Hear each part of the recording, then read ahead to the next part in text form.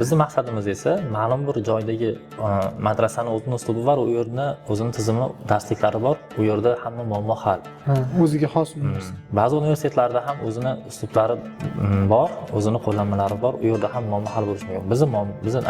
Biz aytayotgan narsa mutaxassis bo'lish uchun ham universitetni o'qimasdan turib, madrasani o'qimasdan turib, oddiy aholimiz arab tilini boshqa tillar kabi ingliz tili yoki rus tili kabi til sifatida o'rgana olish va o'sha tilni o'rgata olish.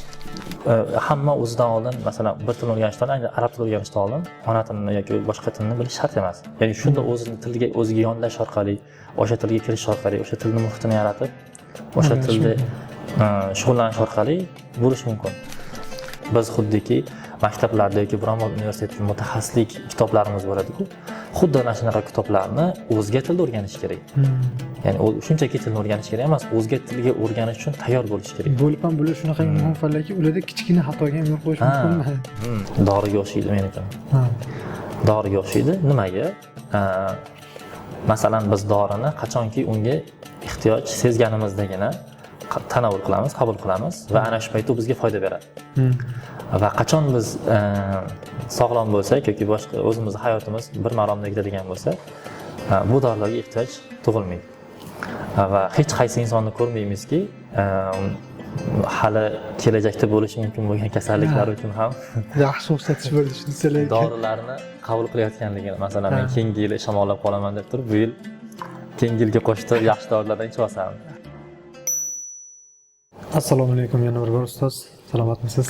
Alaykum assalom. Demak, o'tgan safar o'zingiz aytganingizda, siz faqatgina sefar instruktor emas, ya'ni sefarga tayinlangan ustoz emas, balki klassik arab tili bo'yicha mutaxassis hisoblanasiz. Aslida shu uslubda o'rganganman do'st arab tilini. Shu uchun mana shu ikkala yo'nalishni ham biladigan mutaxassis sifatida hozir ko'p noto'g'ri tushuncha bo'lib qolgan bir masalani ko'tarmoqchiman. Asli mana shu arab tilini zamonaviy uslubda o'rganish bilan sarf va nahvni alohida o'rganish bu boshqa narsami bu ikkalasi? Xuddiki ba'zi o'quvchilar shunaqa munosabatda bo'lsa, hattoki nafaqat o'quvchilar, o'qituvchilar ham shunaqa munosabatda bo'lishadi. Go'yoki sarf va nahv bu arab tilidan boshqa fan, bu arab tili emas, bu zamonaviy arab tili umuman boshqa narsa, sarf va nahv boshqa narsa.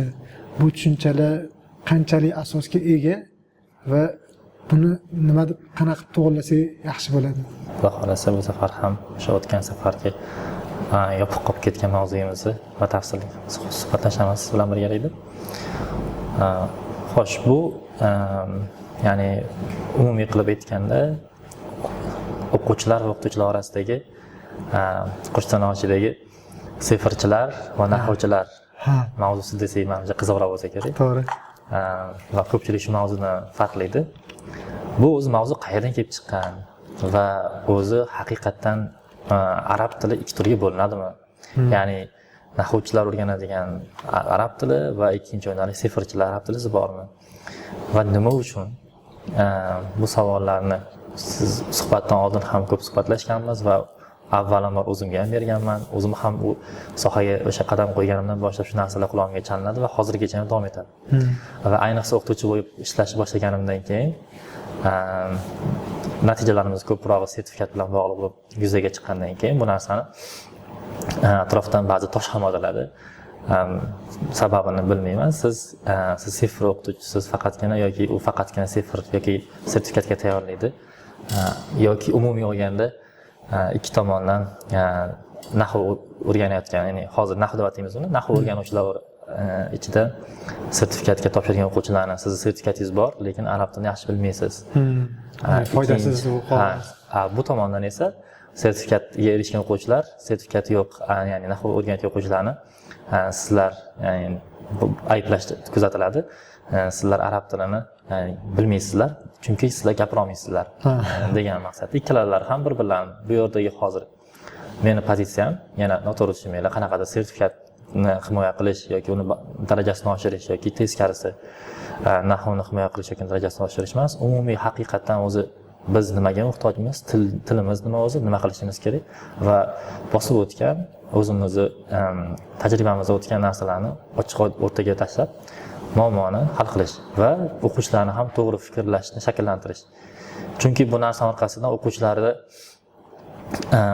nafaqat bu narsa bularni bilimiga ta'sir qiladi, balki hattoki moddiy jihatidan ham ta'sir qiladi. Chunki o'quvchi umumiy hozirgi hayotdagi talabalarni hozirgi kundagisini hisoblaydigan bo'lsak, o'quv markazlarida yoki o'quvchilar o'rganishni boshlagan paytda bardavom o'qiydigan muddati ko'pincha 6-7 oy. Bitta o'quvchi, endi to'g'ri 1 yilliklari ham bor, 1 yarimliklari ham bor yoki 1 oy 2 oy o'qib ketganlari ham bor, lekin odatda 0 dan kelgan o'quvchi 6-7 oy davomida o'rtacha sizni qo'lingizda bo'ladi va mana shu muddatda biz ularga nimalarni bera olishimiz kerak va nimalarni bersak keyin undan keyingisiga foyda bo'ladi va uni o'sha puliga ham, balkim o'sha o'quvchini faqatgina 6 oy muddatda o'qish uchungina yetarli mablag'i bordir yoki yetarli vaqti bordir yoki yetarli masalan fursati bordir, boshqa imkoniyati yo'qdir. Ana shu muddatda biz eng to'g'ri va u uchun kerak bo'ladigan nimalarni bera olamiz, ayni o'sha haqida gaplashamiz, ayni o'sha haqida va arab tilini qanday o'rgatishimiz kerak. Mana shu jarayon ichida biz endi sefarchi yoki nahvchi degan o'quvchilarni kurs tanlash davomida ba'zilari ana shu paytda nahv kursini tanlashi mumkin, ba'zilari sefar kursini tanlashi mumkin va haqiqatan ana shu kurslar ularga to'g'ri keladimi, yo'qmi? Bu ya'ni yaxshi mavzuni ko'tardingiz ustoz. Bu juda ham og'riqli mavzu deb hisoblayman o'quvchilar o'rtasida. Chunki nafaqat bu bilimiga, hayotiga, moddiyatiga, hammasiga ta'sir qiladi. Endi bu meni o'zimning shaxsiy fikrim, bu tushunchani kelib chiqishi, nahvchilar va sefarchilar tushunchasini kelib chiqishi. Yana qaytaraman, men na nahvchi o'qituvchiman, na sefarchiman. Agar aytish joiz bo'lsa, ham sefarchi deb tanishingiz mumkin, ham nahvchi yoki ham boshqacha sertifikatchimi, mayli. Bu tushunchani kelib chiqishi o'quvchilarni bizda bu arab tili hozirgi kunda endi rivojlanish bosqichida yurtimizda bundan 5-6 yil avval ham bu darajada keng tarqalmagan, o'quv markazlarida yoki darsliklar yoki o'quvchilarning soni ham ko'p bo'lmagan. Bundan oldingi davrda ko'pincha arab tili o'rgatiladigan joylar ba'zi bir universitetlar va asosan madrasalar, biz bilgan oliy ma'had yoki o'rta maxsus ta'lim yurtlari bo'lgan. Ana shu yerda arab tili o'rgatilgan. Bu uslubni kelib chiqishi mana shu ikkita nimaga borib taqaladi deb o'ylayman. Ikkita ta'lim dargohiga. Ikkita ta'lim dargohiga. Birinchisi madrasalar tizimida, ikkinchisi esa tashqaridan o'rganadigan o'quvchilar.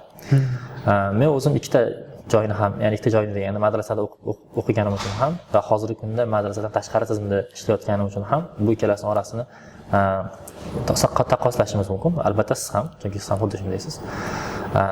Endi mana shu joyda sefar nahvchilar degan qismni yuzaga kelishi aynan shu madrasadagi o'qitish bu tizimi bilan, uslublari bilan tashqaridagi o'qitish uslublari solishtish orqali kelib chiqadi va ko'pchilik balki ustozlar ham ushbu bir tizimni ushlab o'sha tizimni orqasidan yurish hisoblanadi. Nahvchilar deganni kim tushunamiz? Hozirgi kunda nahvchilar deganda masalan ko'proq o'sha boshlang'ichdan ham boshlab grammatik qoidalarga asoslangan darsliklar yoki so'zlarni tahlil qilish, jumlalarni tahlil qilishga asoslangan uslubda o'rganish sefarchilar deganimizda shunaqa gavdalanadiki, faqat sertifikatga tayyorlanish yoki boshqa.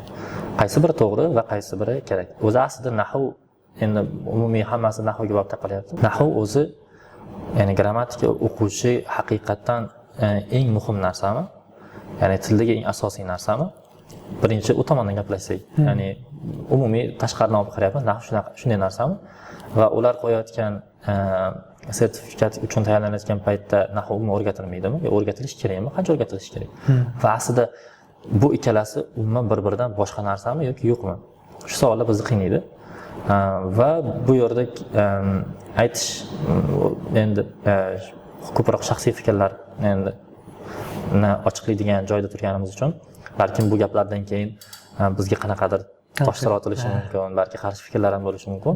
Albatta hammaning o'zining shaxsiy fikri bor, lekin o'quvchilarni kuzatish natijasida, hozirgi kundagi vaziyat natijasida men ko'rib turgan narsam, nahv xuddiki doriga o'xshaydi men uchun. Doriga o'xshaydi. Nimaga? Masalan, biz dorini qachonki unga ehtiyoj sezganimizdagina tanovul qilamiz, qabul qilamiz va ana shu paytda u bizga foyda beradi. va qachon biz sog'lom bo'lsak yoki boshqa o'zimizni hayotimiz bir maromda ketadigan bo'lsa, bu dorilarga ehtiyoj tug'ilmaydi. Va hech qaysi insonni ko'rmaymizki, hali kelajakda bo'lishi mumkin bo'lgan kasalliklar uchun ham yaxshi o'xshatish bo'ldi shuncha lekin dorilarni qabul qilayotganligini. Masalan, men keyingi yil shamollab qolaman deb turib, bu yil keyingi yilga qo'shib yaxshi dorilardan ichib olsam, yoki qachondir sen masalan yoki biron bir ota farzandiga 20 yoshga kirganingda hozir 5 yoshsan, 16-17 yoshingda shunaqa kasalliklar ko'payyapti. Mana shu dorini ichib olgan o'sha paytda kasal bo'lmasligi uchun dori berayotganini bilmaymiz. Bu narsa agar o'sha dori vaqtida berilmasa, o'zi oddiy dori o'xshatishning sababi dori vaqtida berilmaydigan bo'lsa, erta beriladigan bo'lsa ham zarar va albatta kech beriladigan bo'lsa ham zarar bo'ladi. Vaqtida berilishi. Sog'likka zarar bo'ladi. Nahv ham, ya'ni qoidalar, ya'ni nahv deganda qoidalar ham umumiy tilni hisoblaganda gapirish, eshitish, tinglash yoki o'qib tushunishni orasidagi aynan bir o'qib tushunish qismini, ko'nikmasini bir qismi o'qib tushunishimizga yordam beradigan bitta ustun desak ham bo'ladi. Ya'ni bu tilni asosi emas men uchun. Bu yerda yana izohlab o'taman. Bu yerda umumiy arab til haqida gaplashyapmiz.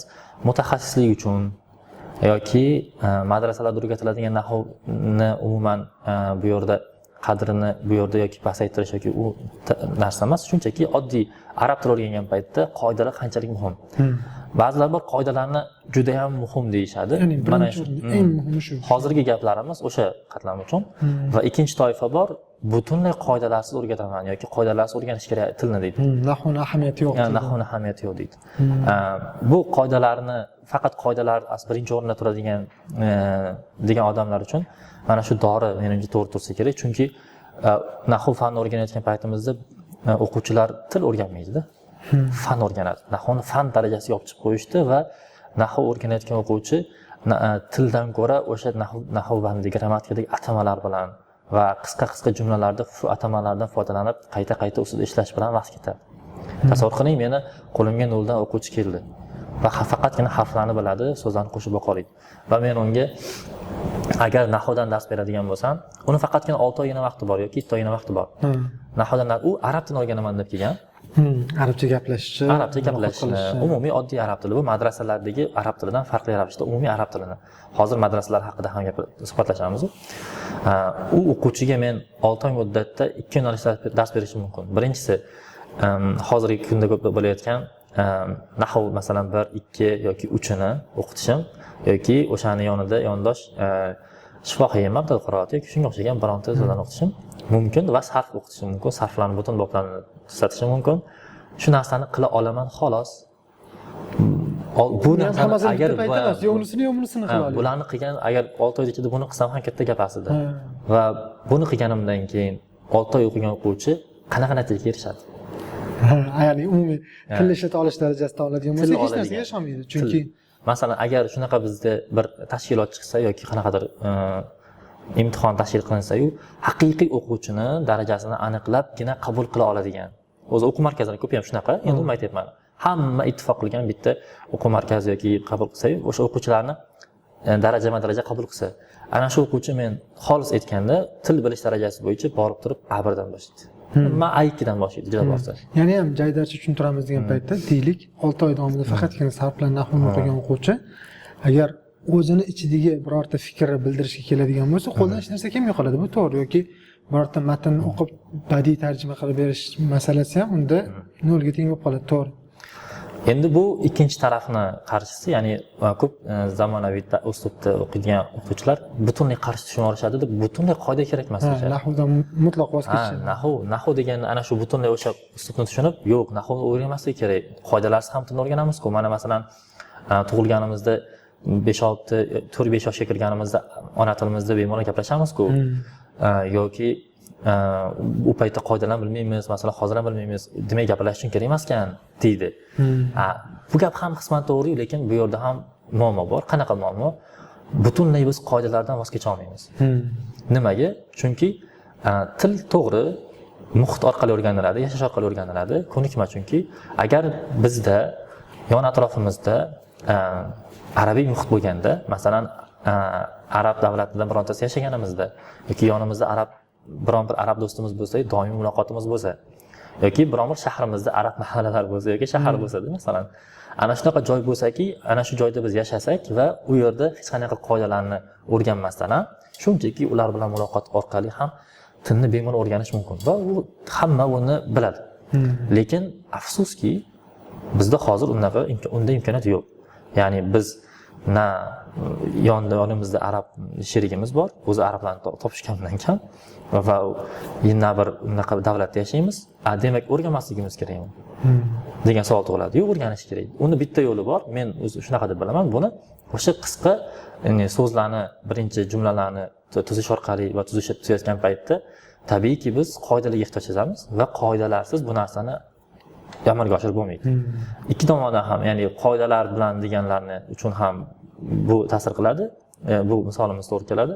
Butunlay qoidalarsiz o'rganish kerak degan taraf uchun, ya'ni zamon asliga aytganda seferchilar uchun ham bu narsa nima qiladi? Biz nima qilishimiz kerak? Tilni o'rganishimiz uchun xuddi doriday qabul qilishimiz kerak deb o'ylayman nahvni.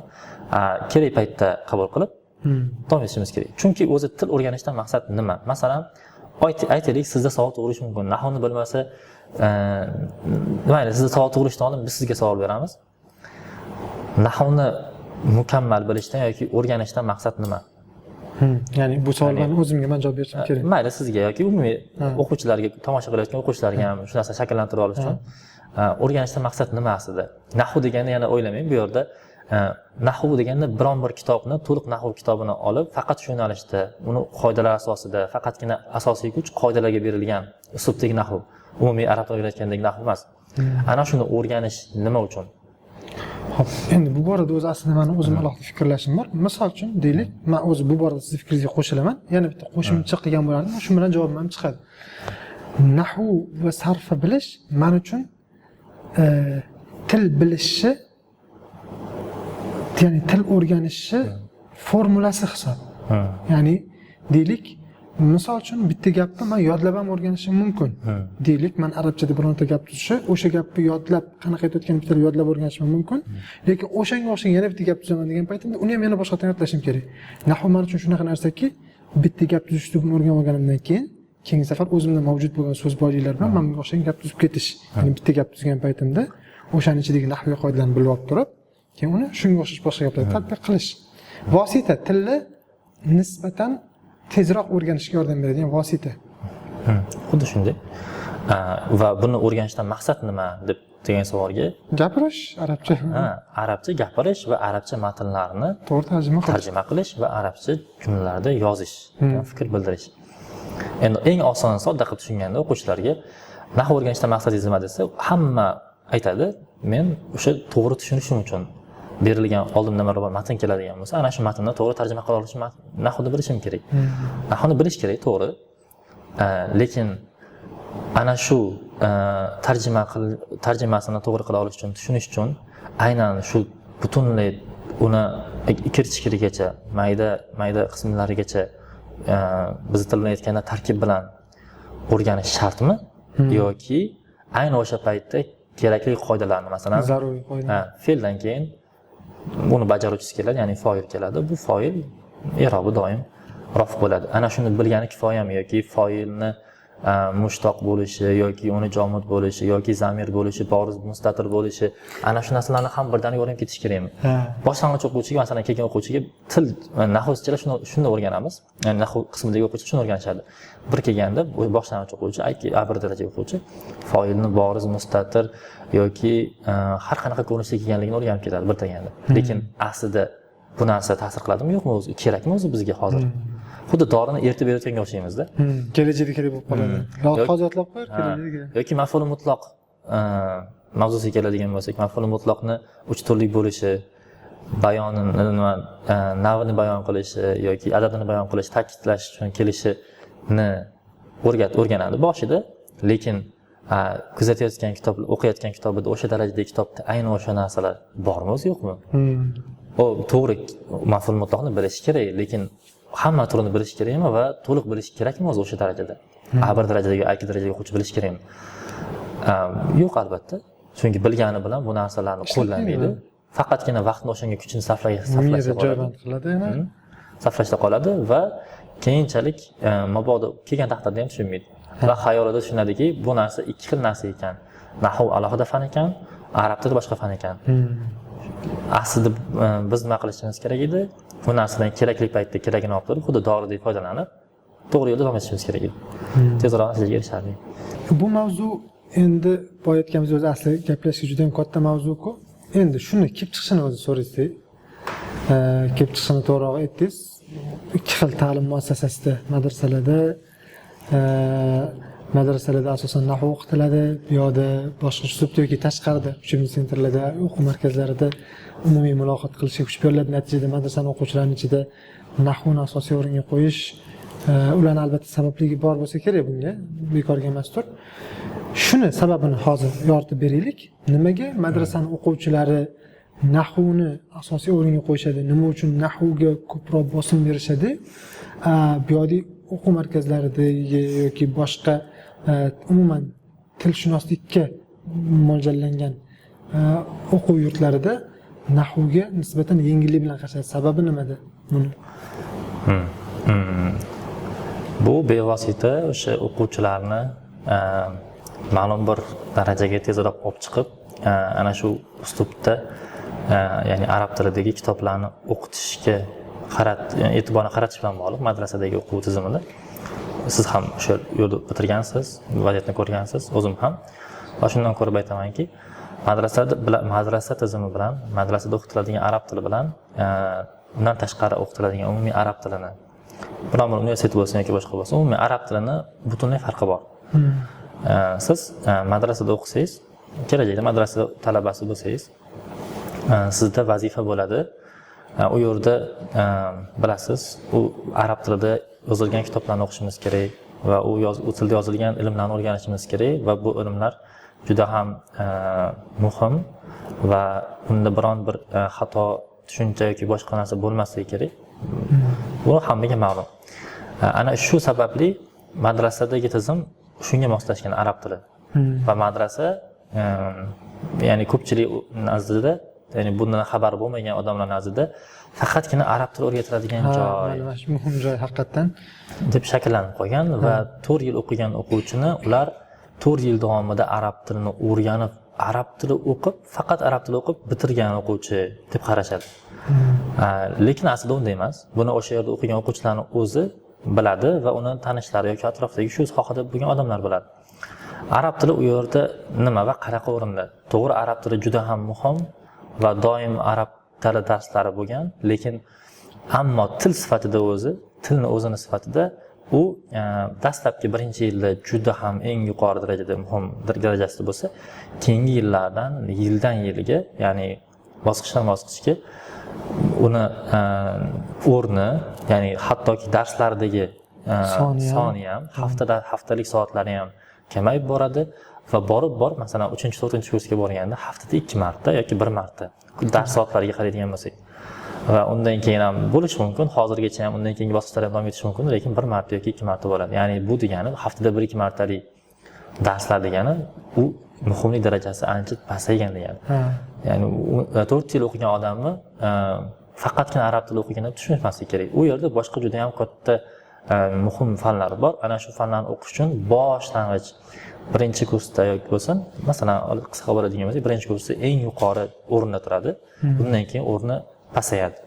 Ya'ni madrasada arab tili asosiy maqsad emas.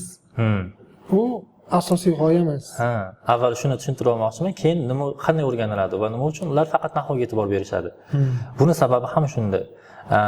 Arab tili madrasalardagi tizimni boshqa faqatgina nahvga ko'proq e'tibor berilishi va tarjimaga ko'proq e'tibor berilishining sababi u yerda o'quvchi borib qisqa muddatda tezroq tarjima mahoratiga ega bo'lib ana shu tildagi fanlarni o'zlashtirish kerak. Chunki til u yerdagi fanlarning hammasi arab tilida. U yerda arab adabiyotidan kitoblardan darslar bo'lmaydi. Ya'ni bu yerdagi fanlar deganda to'g'ri tushunish kerak o'quvchilar. Biz xuddiki maktablarda yoki biron bir universitetda mutaxassislik kitoblarimiz bo'ladi-ku, xuddi ana shunaqa kitoblarni o'zga tilda o'rganish kerak. Ya'ni shunchaki tilni o'rganish kerak emas, o'zga tilga o'rganish uchun tayyor bo'lish kerak. Bo'lib ham bular shunaqa muhim fanlarki, ularda kichkina xatoga ham yo'l qo'yish mumkinmi? Va kichkina xato ham kechirilmaydigan va muhim fanlar bo'lganligi sababli asosiy e'tibor ana shu kichkina xatoliklarni ham bartaraf qilib, tezda ana shu yo'lga tushib olish. Va keyinchalik qolgan narsalarni to'ldirish bo'ladi va shuning uchun birinchi borganimizdan bizga ko'proq nahv va sarf, yonida lug'atlar bilan birinchi o'rinda o'qitiladi. Buni sababi esa o'sha kitoblarga tezroq moslashib olish uchun va o'sha tildagi narsalarni o'rganish uchun. Bu yerda gapirish mahorati yoki eshitish mahorati yoki yozish mahorati ham eng oxirgi o'rinda bo'ladi. Deyarli u narsalar bilan shug'ullanmaydi. E'tibor ham beriladi. Yaqindan to'g'ri endi o'zgartirishlar kiritildi, lekin to'g'ri boshida yo'q edi bu narsa. Hozirgi uslub bo'yicha bizni qiynayotgan narsa xuddi shu uslubni madrasalardan tashqari ham qo'llanilish. Lekin aslida shu qo'llanish to'g'rimi? Bu uslubning to'g'ri noto'g'riligi emas, biz aynan shu uslubni bu joydan boshqa joyda qo'llanilishi to'g'rimi, to'g'ri emasmi degan narsaga qaraydigan bo'lsak, buni agar sog'lom fikrli inson ham tashqaridagi, ya'ni umuman bu muhitdan tashqaridagi odam, oddiy arab tili o'quvchisi nima uchun o'rganadi? Til, ya'ni arab tili uchun o'rganadi. Tilda nima qilish kerak? Gapirish kerak va yozish kerak va tinglab gapirganini tushunish kerak. Hamma til ham shunaqa, faqat arab tili emas. U til deganda shu narsa tushuniladi. Va bu uchun biz nima berishimiz kerak? Va xuddi shunaqa bizga shu narsani so'rab kelgan odamga, bizni shu narsani talab qilgan odamga xuddi boyagidaqa uslub bilan madrasani uslubini faqatgina tarjimaga asoslangan va nahvga asoslangan uslubni qo'llashimiz to'g'rimi, xatomi? Muammo shundan kelib chiqyapti va muammoni ham eng avjiga chiqqan, ya'ni joyi, asosiy nuqtasi shu uslubni boshqa joyda qo'llanilishi. Bu uslubni boshqa joyda qo'llanilishini aslida to'g'ri u yerdagi o'quvchilar ham maqsadi xuddi shu madrasadagi o'quvchilar bilan bir xil bo'lishi mumkin. Lekin hamma qatlanmas. Biz umumiy olganda bir necha xos kishi odamlar uchun, bir necha kishilarni tarafidan gapirmayapmiz. Umumiy til o'rganuvchi sifatidagi odamlarga gapiryapmiz. Va bu uslub bu uslubdagi o'qish uchun u yerdagi odamlar, o'zini xos odamlar bor, ya'ni maxsus odamlar bor. Ya'ni talabalar 30 nafar talaba qabul qilinsa, bu talabalar agar nima deydi, majozan aytganda, dunyodagi eng qiyin uslubda, eng samarasiz uslubda ham dars berganingizda ham o'zlashtiradigan talabalar. Har qanday qiyinchilikni ko'taradigan talabalar. Bu degani, yana noto'g'ri tushunilmasin, madrasadagi uslub qiyin ekan, noto'g'ri ekan degan tushunilmasa kerak. Madrasadagi uslub to'g'ri o'sha o'zini kerak bo'lgan darajasi uchun, o'zini kerak bo'lgan muhitini yaratish uchun eng to'g'ri uslub va eng zo'r uslub. Shuning uchun ham hozirgacha samarasini beryapti. Faqat xuddi shu uslubni tashqariga solishtirish haqida gapiryapmiz. Va madrasadagi o'quvchilar ham boshqacha o'quvchilar bo'ladi. Tashqariga o'quvchidan qaraganda. Bu o'quvchilarning maqsadi to'g'ri arab tilini o'rganish, lekin eng kamida o'quvchilarning qo'lida 4 yil bo'ladi. Va 4 yil davomida o'qituvchi bularning ustida ma'lum bir xato va kamchiliklarni to'g'rilashga juda ham katta imkoniyati bo'ladi. Agar xato qilgan taqdirda ham. Lekin siz oldingizga 6 oy, 7 oy o'quvchi, 0 dan boshqa o'quvchi kelyapti yoki oddiy boshqa darajadagi o'quvchi kelyapti. Bu sizda eng uzoq 5-6 oy o'qiydi. Ana shu 5-6 oy muddatda siz butunlay hayotini o'zgartirib oladigan yoki butunlay tilini rivojlantirib beradigan narsa qilib bera olishimizda va bu muddatda faqatgina umumiy til bilish ko'nikmalarini bir qismi hisoblangan o'qib tarjima qilish va faqat qoidalarga berishimiz to'g'rimi? Saflashimiz to'g'rimi? Yoki buni haqiqiy umumiy o'sha gapira oladigan, eshitsa tushuna oladigan va fikrini bayon qila oladigan va o'zining darajasidagi kitoblarni mustaqil o'qib tushuna oladigan darajaga olib chiqishimiz to'g'rimi? Albatta ikkinchi uslub to'g'ri hisoblanadi. Va shu kelib chiqish jarayoni ham shundan deb o'ylayman. Va yana o'sha buni orqasidan kelib chiqadi, yana bitta muammoyimiz bor, to'xtalib o'tib ketishimiz menimcha zarur deb o'ylayman. Chunki juda ham dolzarb. Tashqaridagi o'quvchilar shu narsa tug'ilgan, biz ham bilsangiz kerak, madrasa bitirgan o'quvchilarni nisbatan so'zlashuv yoki boshqa bilimlarda biroz, mahoratlarda biroz nima deydi, rivojlanmagan. Bu mahorat bilan ochiqchasiga aytaylik. Ko'pchilik madrasani bitirib chiqqan bolalar arabchada gaplasha olmaydi, arabchada o'zini fikrini bayon qila olmaydi deb o'ylashadi. Faqatgina tarjimaga asoslangan, bular arab til o'qib turib gapira olmaydi. Yoki tarjima qilgan paytda tarjimasi biroz qo'polroq chiqadi, kitobiy chiqadi va chiroyli badiiy tarjima qila olmaydi degan tasavvur shakllanib qolgan. Buni endi universitet talabalari bilan solishtirsak bo'ladi. Lekin haqiqatdan bu ikkala nimani solishtirish to'g'rimi? Ya'ni madrasa o'quvchisi bilan, ya'ni boshqa yerda arab tili filologiyasi, ya'ni arab tili pedagogika mahorati bo'yichami yoki umuman arab tili fakultetida mutaxassislik uchun tarjimonlik fakultetida o'qib 4 yil davomida o'qigan o'quvchi bilan solishtirish aslida to'g'rimi, yo'qmi? Chunki madrasadagi asosiy g'oya til emas, til esa vosita. U madrasada arab tili bosim bilan faqat 1-2 kursda o'rgatiladi. U yog'iga arab tili fan sifatida juda ham kam e'tibor qaratiladi.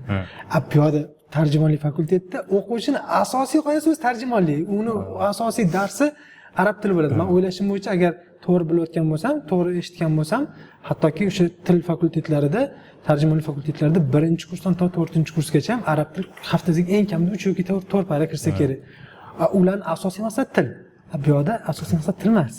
Va qolgan fanlar ham 4 martada bo'lishidan tashqari arab tiliga bog'liq bo'ladi. Arab adabiyoti bo'lsin yoki boshqa.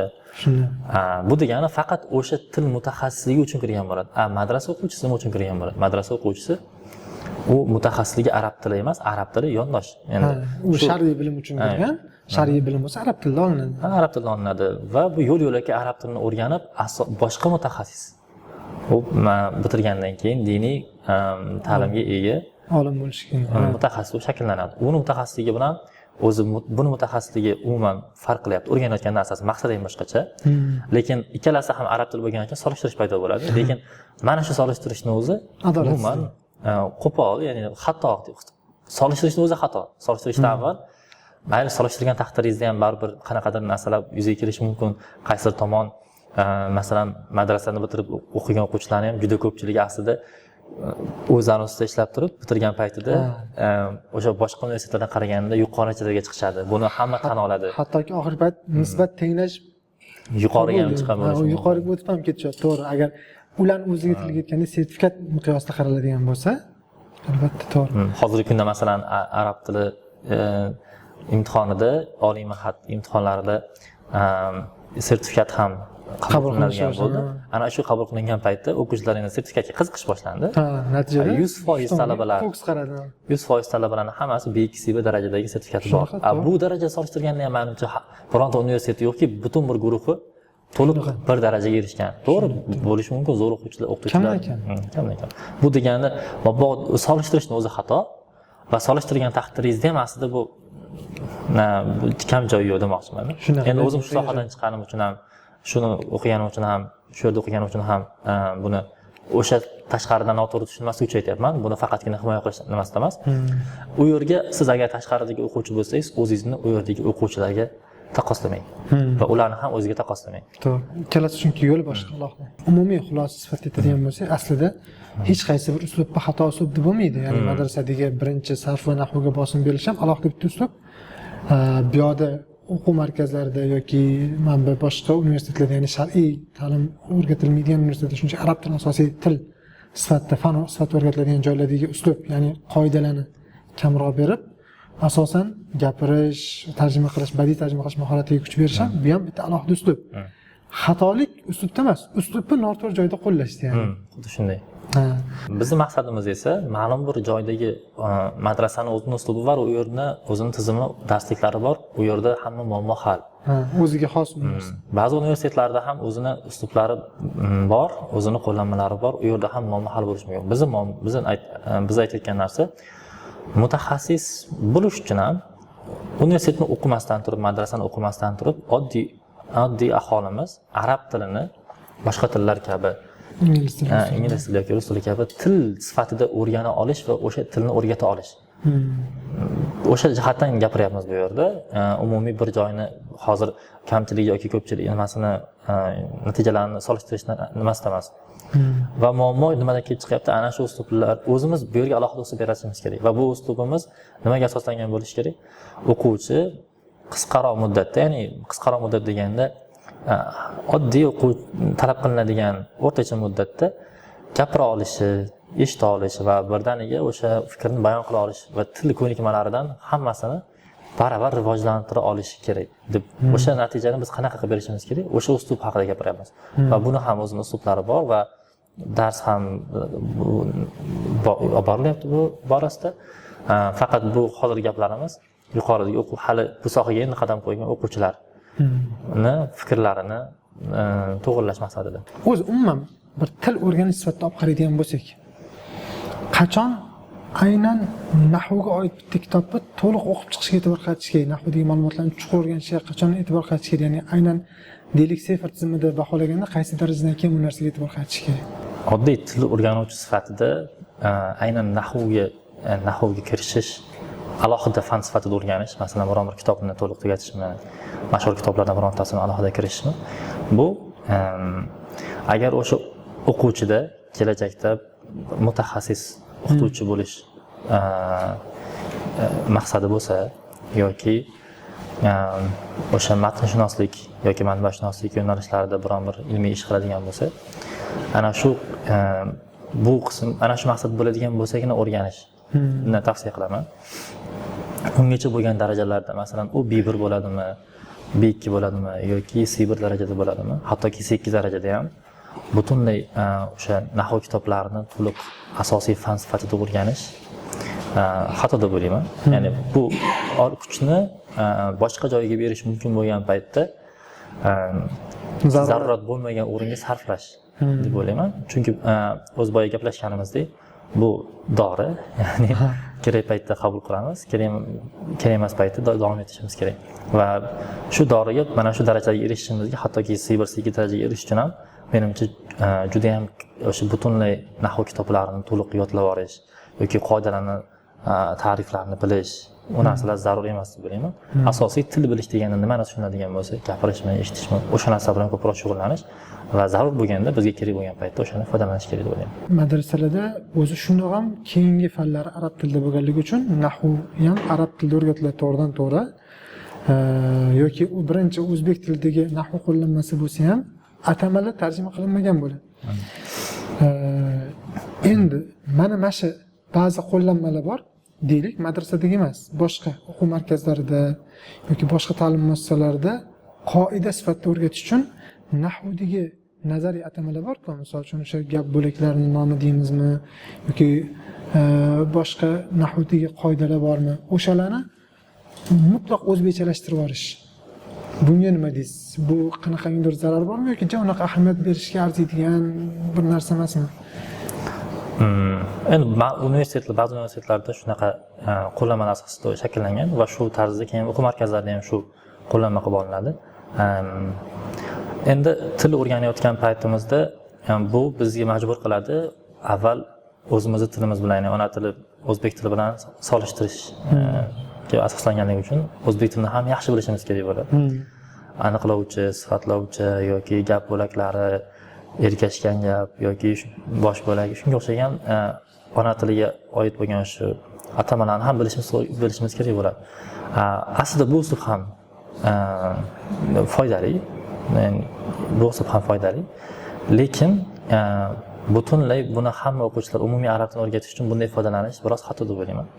Chunki hamma ham to'g'ri universitetda o'quvchilar saralanib keladi. Bitta guruh o'quvchilari ma'lum bir fanlarning qatorida o'zbek tili va adabiyoti shu asosiy imtihon bo'lishi mumkin va o'sha narsani bilganligi uchun kelgan o'quvchilarning ko'pchiligi bu bilim bo'ladi unda.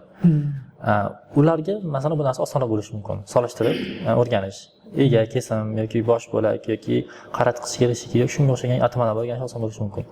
Lekin baribir ham 100% bu arab tilidagi atamalar o'zbek tilidagi til bilan qolib ketishmaydi. Baribir muammo kelib chiqadi buni o'zida ham. Lekin tashqaridagi o'quvchilar uchun muammo juda ham katta bo'ladi. Chunki hali o'z ona tilini bilmasligi, o'zini tilini yaxshi bilish, u bir tilni o'rganishdan oldin ulardan yana bitta boshqa tilni o'rganib kelish mas'uliyati bir talabi qo'yilgandek bo'ladi. Endi tilni, ya'ni boshqa tilni o'rganayotgan paytda aslida biron bir tilni bilgani yaxshi foyda beradi. Lekin bu degani hamma bilish shart emas. Hamma o'zidan oldin, masalan, bir tilni o'rganishdan, ayni arab tilini o'rganishdan oldin ona tilini yoki boshqa tilni bilish shart emas. Ya'ni shunda o'zining tiliga o'ziga yondash orqali, o'sha tilga kirish orqali, o'sha tilni muhitini yaratib, o'sha tilda shug'ullanish orqali bo'lishi mumkin. Va bu narsalar oddiy nimalarda ham o'zini aks ettirgan. Masalan, o'qituvchilarning ko'pchiligida ham bu narsa yo'q. Masalan, o'zining ona tilidan to'g'ri ravon gapirayotgan bo'lishi mumkin, juda ravon bo'lmasa oddiy so'zlashayotgan bo'lishi mumkin, lekin qaysi so'z menda bu yerda ega, qaysi so'z bosh bo'lak yoki ergashgan gap, shu narsalarni bilmayman. Oshon aytganda haqiqatan men ham o'zbek tili grammatikasini, arab tili nahvosini bilganchalik bilmayman. Biz ham o'rgatish davomida arabiya atamalardan foydalanamiz, lekin boshlang'ich bosqichlarda oddiy ega kesim, hamma biladigan qoidalar. Ya'ni oddiy o'quvchilar, ya'ni oddiy talabalar biladigan, biron universitetda o'qimagan odamlar ham biladigan oddiy ega kesim degan qoidalarni tushuntirish uchun, masalan, mubtado xabar aslida ega kesim bo'ladi, tushuntiramiz. Bundan foydalanamiz. Butunlay faqatgina mubtado bu deb arabcha ta'rifini aytib yoki sifat bu sifat deb aytmaymiz. Iloji boricha ular tushunadigan narsalarni foydalanish mumkin, lekin baribir o'zini tilni o'zidagi narsa bo'yicha o'rgangan osonroq va vaqtni ham kamroq sarflaydi. Boshqa tilga solishtirganda, ayniqsa o'zbekcha solishtirganda o'z o'rganishi. Chunki bab 100% mos kelmaydi bo'laveradi. Rahmat sizga kattakon maroqli suhbat uchun va foydali maslahatlar uchun. Siz bilan yana kelajakda ba'zi bir rejalar, nima deydi, tadbirlar ustida uchrashib qolish nasib qilishini tilab qolamiz. Alohida vaqt ajratib bizlar bilan suhbat o'tkazganingiz uchun sizga kattakon rahmat. Sizga ham katta rahmat. Qilayotgan ishlaringizni Alloh rivoj bersin. Bu xizmatlaringizni o'zi yanada bardavom qilsin. Keyingi podkastlarda yana yaxshi mavzularda suhbatlashguncha xayrlashamiz. Salomat bo'ling. Charchang.